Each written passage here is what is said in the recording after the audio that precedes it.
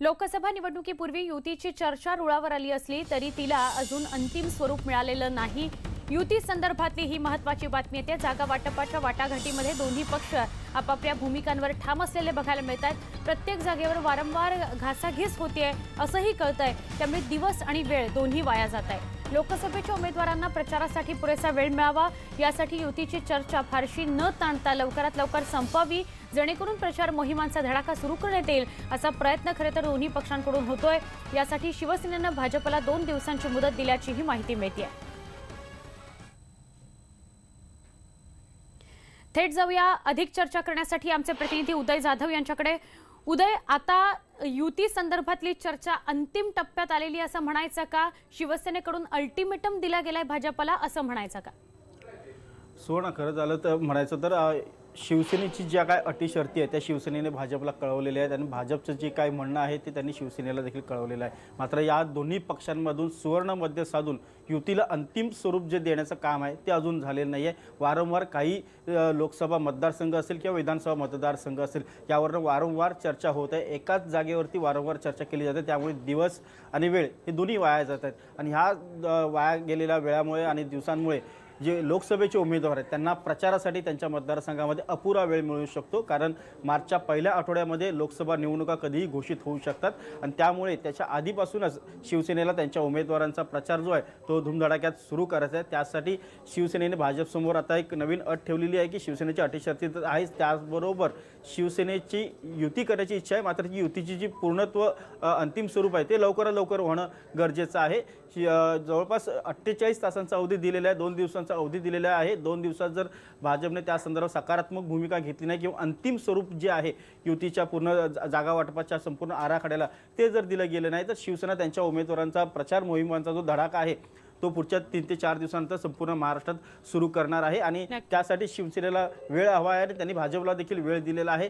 युतीची चर्चा रुळावरती आलेली आहे, मात्र अंतिम स्टेशन जे आहे ते गाठणं काहीसं दूर झालेलं दिसून येतंय। भाजप आता याकडे काय निर्णय घेते ते बघावं लागेल। अर्थात धन्यवाद उदय, आपण ही सविस्तर माहिती दिल्याबद्दल। म्हणजे आता या दोन्ही पक्षांमध्ये कोणी संकटमोचकाचं काम करतं का आणि युती घडवून आणतं का हे पाहायचं, किंवा हे दोन्ही पक्ष परिस्थिती आणि विरोधकांचं प्राबल्य पाहून आपापसात काही निर्णय युती संदर्भातला घेतात का हेही पाहणं महत्त्वाचं आहे।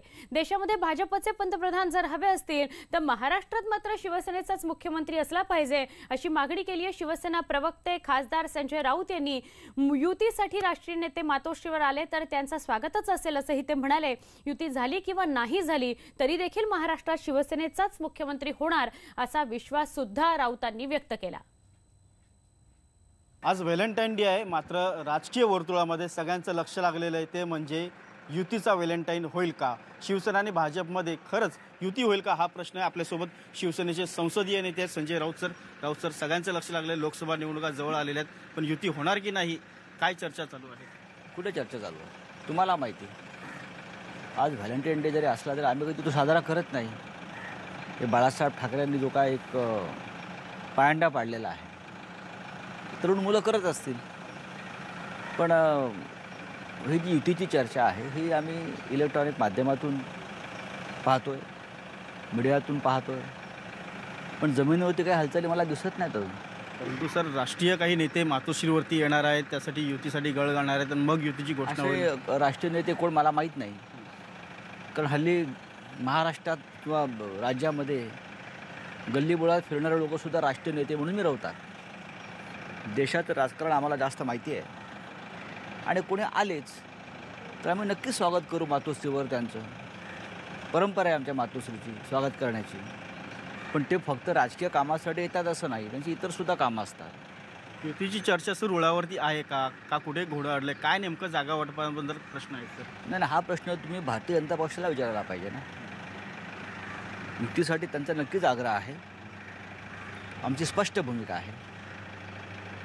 केंद्रात नरेंद्र मोदी असतील, जर तुम्हाला हवे असतील आमच्या मदतीनं तर महाराष्ट्रात शिवसेनेचा मुख्यमंत्री असायलाच हवा।